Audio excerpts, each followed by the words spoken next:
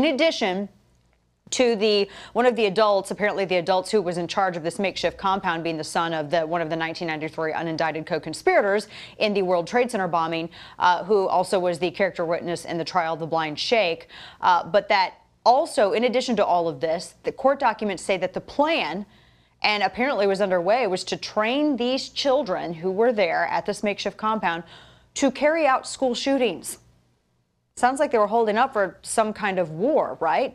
Unbelievable that this, and you saw some of the aerial footage, just how it's very, very remote.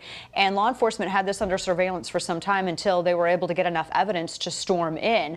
But the fact that it is Siraj Wahhaj, the son of one of the 1993 unindicted co-conspirators for the World Trade Center bombings, who is also the character witness for the blind sheikh, is pretty unbelievable. And he was training these children to carry out school shootings as well, according to court documents.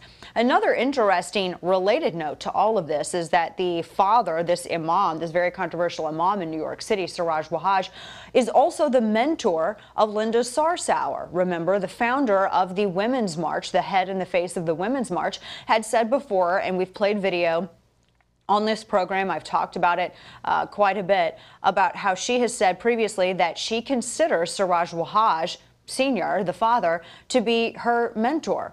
Watch. And to my favorite person in this room, because that's mutual, is Imam Siraj Wahhaj, who has been a mentor, a motivator, an encourager of mine, someone who has taught me to speak truth to power and not worry about the consequences.